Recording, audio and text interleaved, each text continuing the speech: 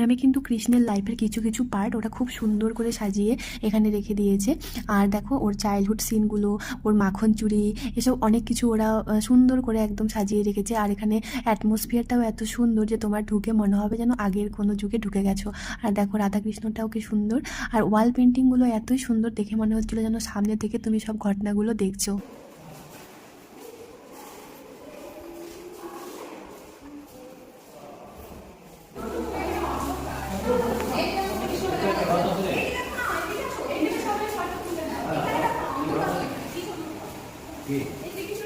তারপর দেখো সেখান থেকে আমরা চলে গিয়েছিলাম কুরুক্ষেত্র সায়েন্স সেন্টারে।